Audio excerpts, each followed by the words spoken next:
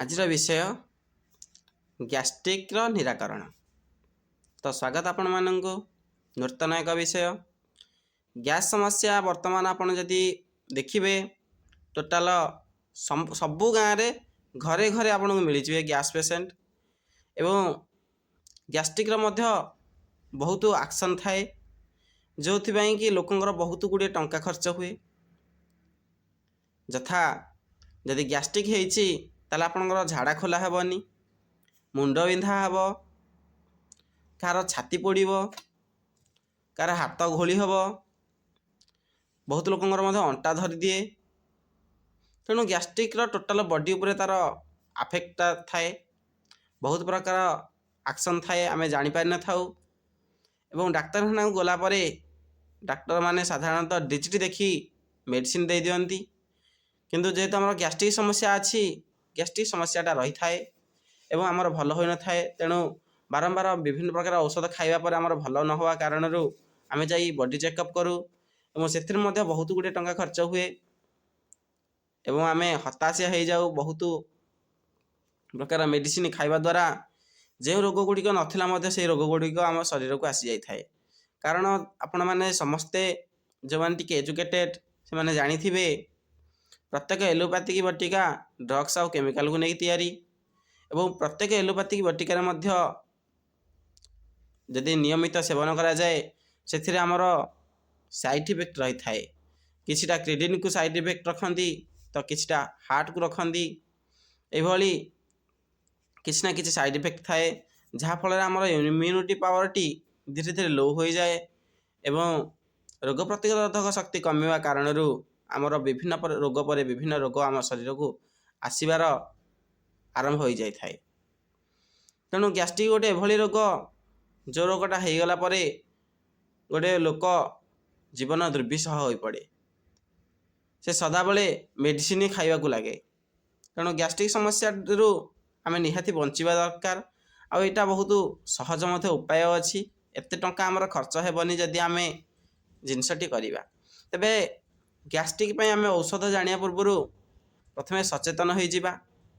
କ'ଣ ପାଇଁ ପ୍ରକୃତରେ ଗୋଟିଏ ଲୋକର ଗ୍ୟାଷ୍ଟ୍ରିକ୍ ହୁଏ ସେଇଟା ଜାଣିବା ନିହାତି ଦରକାର। ତ ଭାଇମାନେ ଆପଣମାନେ ଯଦି 2000 ମସିହା ପୂର୍ବକୁ ଚାଲିଯିବେ ଦେଖିବେ ସେ ପୂର୍ବର ଲୋକମାନଙ୍କର ଗ୍ୟାଷ୍ଟ୍ରିକ୍ ସମସ୍ୟା ନଥିଲା। ସେମାନେ ଥିଲେ ପ୍ରକୃତରେ ଦେଶୀ ଲୋକ। ଆମେ ଦେଶୀ ଆଉ ହେଇକି ନାହିଁ ଭାଇ। କିଭଳି ଆମେ ତ ଭାରତରେ ଅଛେ, ଆମେ ତ ଆମ ଦେଶରେ ଅଛେ, ଆମେ କିଭଳି ଦେଶୀ ନୁହେଁ? ଆପଣ ଦେଖନ୍ତୁ ତାଙ୍କ ପରିବେଶ କିଭଳି ଥିଲା, ସେମାନଙ୍କର ଖାଦ୍ୟ କ'ଣ ଥିଲା, ସେମାନଙ୍କର ଚାଲିଚଳନ କ'ଣ ଥିଲା। ଆପଣମାନେ ମଧ୍ୟ ସେଇଭଳିଆ ଚଳୁଥିଲେ, ବର୍ତ୍ତମାନ କିଭଳି ଚଳୁଛନ୍ତି? ଗୋଟେ ଜିନିଷ ନେଟ୍ ବେଶୀ ରାତି ଯାଏ ଚିଆଁଇବା ହେଉଛି ଗୋଟେ କାରଣ। ସେତେବେଳେ ଲୋକମାନେ ଶୀଘ୍ର ଶୋଇଯାଉଥିଲେ, କାରଣ ଇଲେକ୍ଟ୍ରିସିଟି ନଥିଲା, ଡବି ଲଗେଇକି ବଞ୍ଚୁଥିଲେ ଏବଂ ଡବି ଲାଇଟ୍ରେ ଖାଇବା ପିଇବା ସାରିଦେଇ ଲିଭେଇ ଦେଉଥିଲେ। କିନ୍ତୁ ବର୍ତ୍ତମାନ ଇଲେକ୍ଟ୍ରିସିଟି ଆସିବା ପରଠୁ ଲୋକ ବହୁତ ରାତି ଯାଇ ଚିଆଉଛନ୍ତି, ଠିକ୍ ନା ନାହିଁ? ଏବଂ ରାତିରେ ବେଶୀଟା ସମୟ ଚିଆଇବା କାରଣରୁ ଆମ ଅର୍ଗାନ ଗୁଡ଼ିକ ୱିକ୍ ହେଉଛନ୍ତି, କାହିଁକିନା ଅର୍ଗାନମାନଙ୍କୁ ରେଷ୍ଟ ଦରକାର। ରେଷ୍ଟ ଆଉ କେହି ଦେଉନାହାନ୍ତି ଅର୍ଗାନକୁ ଯେତିକି ଦେବା କଥା। ଇଏ ଗୋଟିଏ କାରଣ। ଦ୍ୱିତୀୟ ହେଲା ଫାଷ୍ଟଫୁଡ଼। ଆମର ଗ୍ୟାଷ୍ଟ୍ରିକ୍ଟା ହୁଏ କାହିଁକି? ତାର କାରଣ ହେଉଛି ଖାଦ୍ୟଟା ସଠିକରେ ଡାଇଜେଷ୍ଟ ନ ହେବା। ଯଦି ଖାଦ୍ୟଟି ଆମେ ଖାଉଛେ ଯଦି ସେ ଠିକରେ ହଜମ ହୋଇଯାଉଛି ତାହେଲେ ଝାଡ଼ା ଖୋଲା ହେବ, ତାହେଲେ ଗ୍ୟାଷ୍ଟ୍ରିକ୍ ହେବନି। ଆମେ ଯେଉଁ ଖାଦ୍ୟଟା ଖାଉଛେ ସେଇଟା ପ୍ରଥମେ ଦେଖିବା ଦରକାର, ଆମେ ଖାଦ୍ୟଟା ଠିକ୍ ନା ଭୁଲ। ଖାଦ୍ୟଟା ପ୍ରକୃତରେ ଖାଦ୍ୟ ନା ଅଖାଦ୍ୟଟାକୁ ଆମେ ଖାଦ୍ୟ କରି ଖାଉଛେ ସେଇଟା ଦେଖିବା ସେକେଣ୍ଡ ନିହାତି ଦରକାର। ପ୍ରତିଦିନ ପ୍ରଚୁର ରେଷ୍ଟ ଦେବେ ବଡ଼ିକୁ। ଦ୍ୱିତୀୟରେ ଖାଦ୍ୟଟା ଦେଖିବେ ଯେଉଁଟା ଖାଉଛନ୍ତି ସେଥିରେ କ'ଣ ଅଛି। ତାকে ଫାଷ୍ଟଫୁଡ଼ ଖାଉଛନ୍ତି, ଯଦି ଫାଷ୍ଟଫୁଡ଼ ତ କେମିକାଲ ଅଛି ଯେଉଁଟା ବଡ଼ିକି ଗଲେ ହାର୍ମଫୁଲ୍ ହେବ, ବଡ଼ିର କ୍ଷତି କରିବ। ଏଥିରେ ଯେଉଁ ଭଳିଆ କଲର୍ ଦେଉଛନ୍ତି, ଯେଉଁ ଭଳିଆ ପ୍ରିଜର୍ଭେଟିଭ୍ ଦେଉଛନ୍ତି, ସେଗୁଡ଼ା ସବୁ ଦେହ ପାଇଁ ଖରାପ ହିଁ ହେଉଛି ନା। ତେଣୁ ଫାଷ୍ଟଫୁଡ଼ ଅଛି ଲାଷ୍ଟ ଫୁଡ଼ ବୋଲି କହୁଛନ୍ତି କେତେ ଲୋକ। ଆଉ କେମିକାଲଟା ସଦାବେଳେ ହାର୍ମଫୁଲ୍ ହିଁ ହେବ। ଆଉ ମସଲା ମସଲି ଯେଉଁ ଭଳିଆ ଦେଉଛନ୍ତି ତ ଗ୍ୟାଷ୍ଟ୍ରିକ୍ କରିବ ହିଁ କରିବ।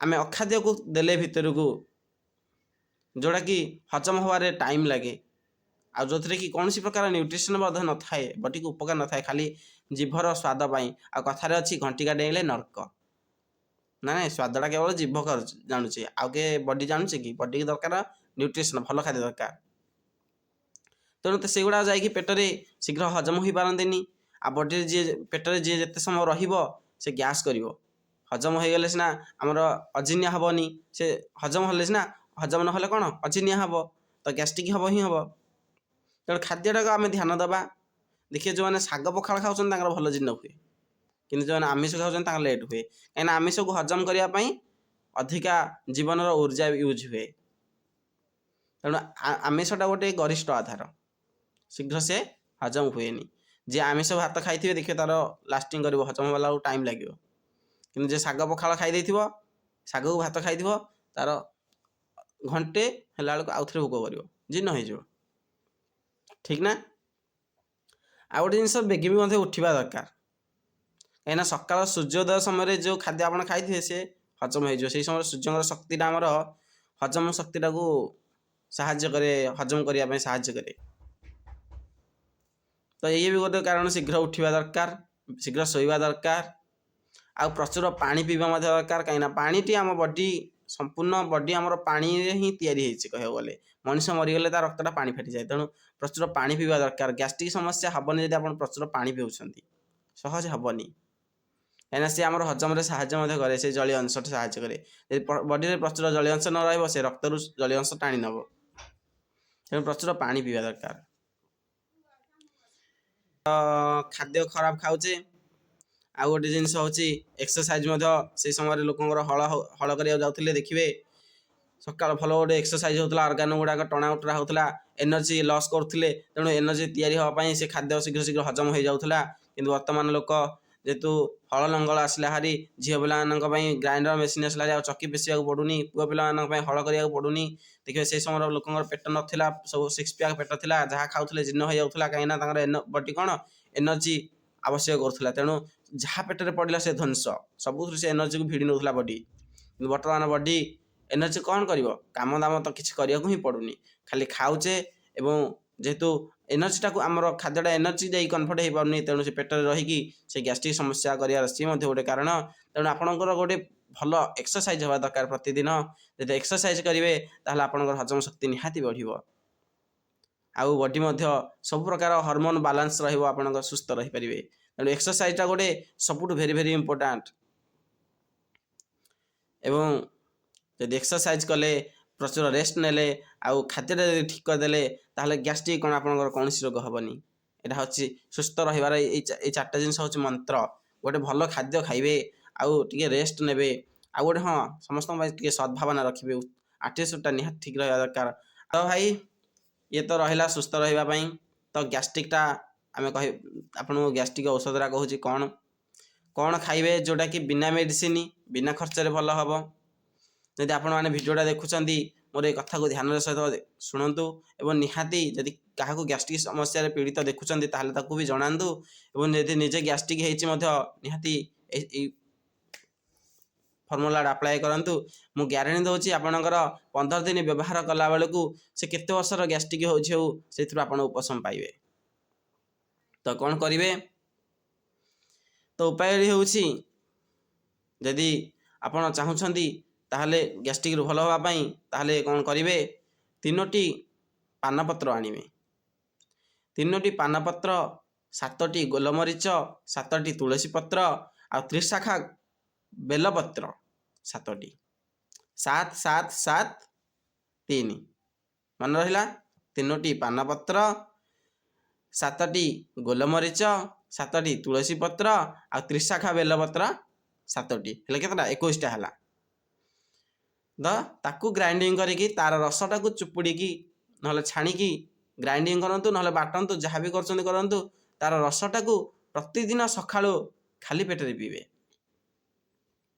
यह निहाती करूँ देखिए केते दिन गैस्ट्रिक होना कहीं आपड़ से धीरे धीरे धीरे धीरे उपशम पाइबे एवं एगुड़ाक कौन साइड इफेक्ट ना कि ये कौन केमिकल ना भगवान के कौन गछपत्र केमिकल मिसई ना तेणु आप जेहेतु निजे आणवे तो देखिए तो निजे आणिकी करुँच तेणु केमिकल ना ତେଣୁ ବଡି ପାଇଁ ତାର କୌଣସି ସାଇड ଇଫେକ୍ଟ ନାହିଁ। ସେ ଆପଣଙ୍କର ଖାଦ୍ୟ ଭଳିଆ ଜିନିଷ ଆପଣଙ୍କ ବଡିକି ଯିବ। ସକାଳୁ ଆପଣ ବ୍ରେକଫାଷ୍ଟ ଯେମିତି ଖାଉଥିଲେ, ଯେଉଁ ଯାଇକି ବରା ଚପ ଖାଉଥିଲେ, ସେ ତା ବଦଳରେ ୟାକୁ ଖାଇବେ। ତ ଏଥିରେ ଆପଣ ଖାଦ୍ୟ ଦ୍ୱାରା ହିଁ ଆପଣଙ୍କର ସେ ରୋଗଟି ଭଲ ହେବ, ଗ୍ୟାସ୍ ସମସ୍ୟାଟା ଦୂର ହେବ।